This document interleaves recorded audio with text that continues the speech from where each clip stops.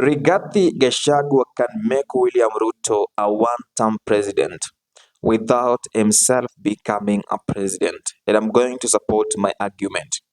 But before we do that, I want to quote a critical information from Rigathi Gachagua, and I quote, "They think we as the Mount Kenya region will have forgotten what is happening by 2027.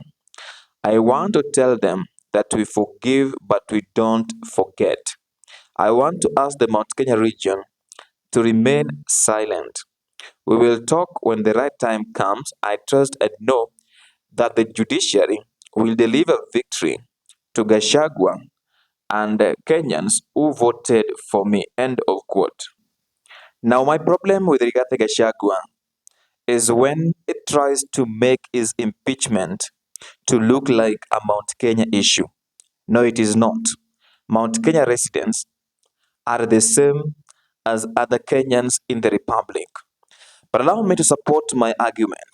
Why I feel Rigathi Gachagua can make William Samoei Arap Ruto a one-term president without himself becoming a president. Because I'm certain if they succeed in kicking out Rigathi Gachagua, they will not allow him to become the president of the Republic of Kenya. Please like the video, subscribe, and turn on the notification bell. Rigathi Gachagua can form a strong, positive narrative against William Ruto. Underline, I'm talking about a positive, strong narrative against William Ruto. Rigathi Gachagua can point out Ruto's failed policies and offer powerful alternative policies. For example, he has been the Deputy President of the Republic of Kenya.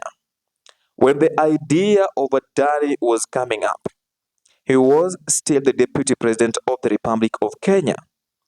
He can explain to Kenyans why William Samoei Arap Ruto's idea of giving a Adani key critical infrastructure in the Republic of Kenya is not good for Kenyans. For example, a court issued a conservatory order stopping the implementation of a Adani Ketraco contract.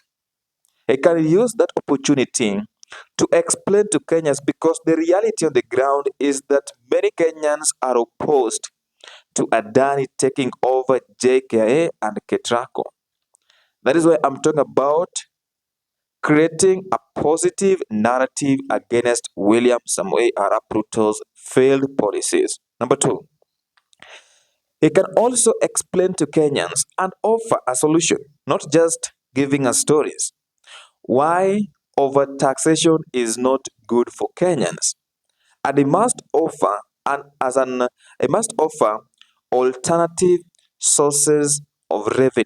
That if his team is elected, because I'm still not certain they can allow him to run for presidency in the Republic of Kenya, but he can support someone and make William Ruto a one-term president. He must explain to Kenyans why overtaxation is not good for the people of Kenya. He must also come out and explain to Kenyans why the Shah and Chef is not good for Kenyans, because yesterday he said that Kenya, we are now experiencing a failed health system. Now it should continue that way and explain to Kenyans through giving us alternatives. What can Kenya do? Or what can the government do? Because that is a narrative of making William Ruto a one-term president. Because the reality on the ground, there are some policies the president is unable to implement. He must also come out through that narrative, tell Kenyans why the new university funding model is not good for Kenyans. Rigathi Gachagua should explain, because that is what many Kenyans are opposed to. That is how he can make William Ruto a one-term president.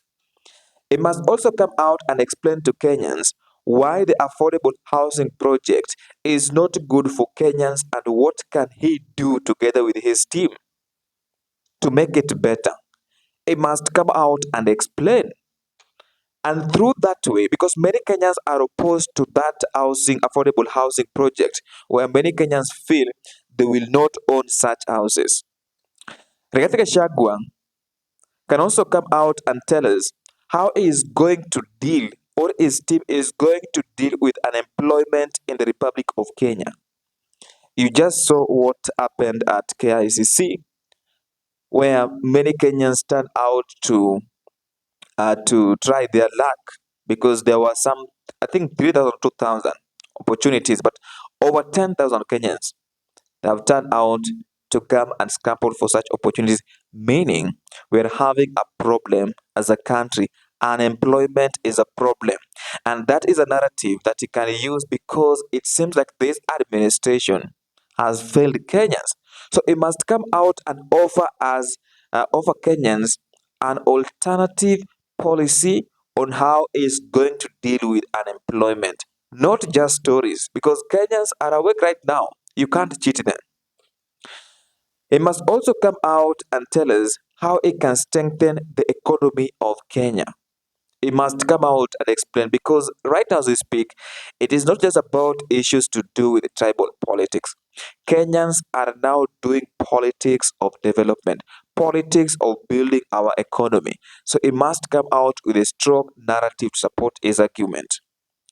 It must also come out and tell Kenyans that once the team that he will support will respect, I'm talking about the executive, will respect Parliament's decisions and the judiciary's decision. And also, it must also come out and promote national unity.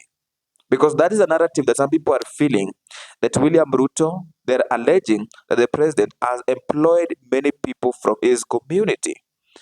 So it must come out and tell Kenyans how can he deal with that. It must also come out and tell Kenyans how he is going to stop using the criminal justice system to settle political scores because there are so many allegations that the people who are currently in power are using the criminal justice system to settle political scores. So it must use that narrative because we have the stories of abductions.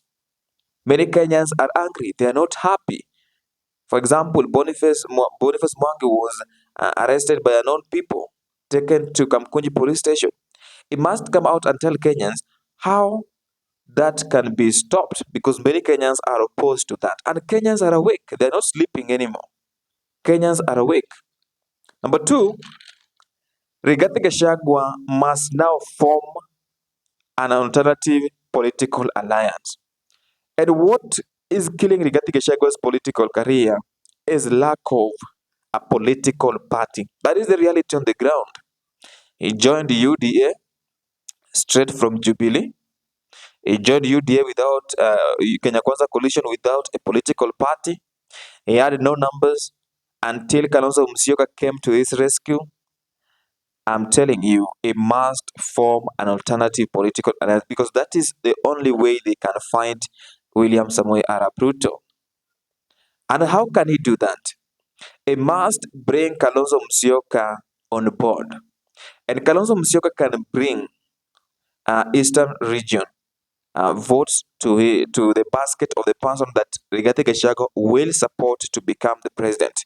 But I understand we have got some rebels in Eastern region, but these people can't make a change to Kalonzo Musyoka. We have Alfred Mutua, Nimrod Mbai, Mwengi Mutuse, the person who came up with this particular impeachment motion that saw Rigathi Gachagua being impeached. Number two, it must also bring George Natembeya.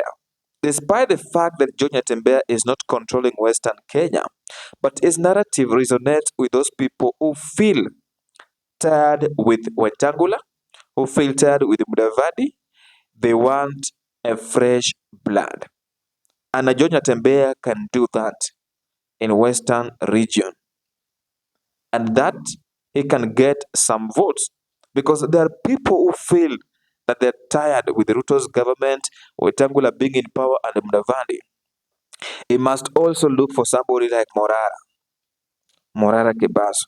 I know there are allegations that He has been sponsoring Morara Kepaso. But the reality of the ground and the Gen Zs must understand that you cannot remain formless, partyless.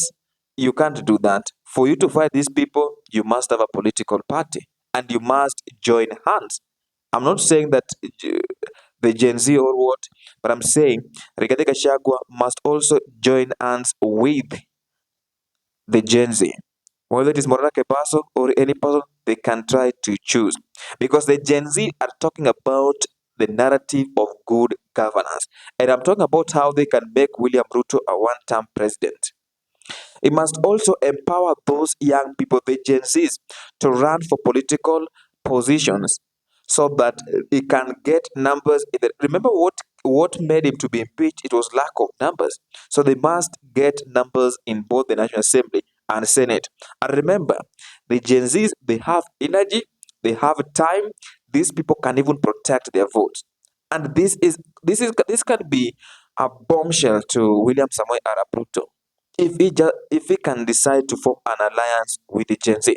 Then lastly, he must now support Kalonzo Musyoka, Kioni, Martha Karua, Peter Munya, and other leaders who are opposed to William Samoei Arap Ruto. Why do I say this? These people are not going to allow Rigathi Gachagua. If they successfully kick him out of government, they will not allow him to run for any office. That is the reality on the ground. I'm not going to explain how they will not do it, but the reality on the ground, I doubt if he will be given an opportunity to run for presidency. So why must he support Kalonzo Musyoka? Because they're not going to allow him, number one. Number two, Kalonzo Musyoka is now the alternative. I don't see anybody. There's no anyone. It is only Kalonzo Musyoka. And if we can bend law, support Kalonzo Musyoka, Kiori, Martha Karua, Peter Munya, and make and lock Mount Kenya in his own basket with the Eastern, and you add Gen Z, I think they can make William Ruto a one-term president if they are serious and sell a um, policy, strong policies to Kenyans so that they can resonate with. And that is the only way I see William Ruto can become a one-term president. And the forces that are working hard to make William Ruto president, they will also start thinking how they can make Rigathi Gachagua's political outfit to fail. So he must combine an effort with the Gen Z, Musyoka, and they will make William Ruto vulnerable. I don't know what you think. You can let me know what you think in the comment section. But I feel that if Rigathi Gachagua can form a strong narrative against William Samoei Arap Ruto, then the reality on the ground is that William Ruto will be vulnerable. He can talk about Dani, over taxation, the SHA, new university funding model, affordable housing project, how to deal with the unemployment, how he can strengthen the economy, how the executive can respect both parliament and judiciary so as to ensure that there is separation of powers, and how he can promote national unity, and how he can stop if they take power, how they will stop using the criminal justice system to settle political scores, something that many people are accusing Ruto's government of failing to honor. And they can also form an alternative alliance, form a very strong political affiliation. Kalonzo Musyoka, John Tembeya, form an alliance with the GNC. I'm just doing a summary. Support Kalonzo Musyoka, Martha Karua Kioni, Peter Munya, and other leaders who are opposed to William Ruto. And they combine forces and they pumps money because politics is about numbers and funds. If we can do that, I'm telling you, it will be difficult for William Samoei Arap Ruto to make it as to make it for second term in 2027. Anyway, guys, that is just my opinion. In case you have any counter opinion, you can feel free to let me know in the comment section. However, I promise to offer civic education at the end of my videos. Number one, remember to register as a voter. Once you register as a voter, you will get an opportunity to vote. Number two, vote for a positive policy. Don't vote for somebody because they are beautiful or they are handsome. Vote for a policy that will change the Republic of Kenya, that you will be happy to see that this person is going to change. Number three, remember to demonetize politics as soon as possible. If you can do that, you'll be in a position to get better leaders. Bye for now. We'll see you in the next video.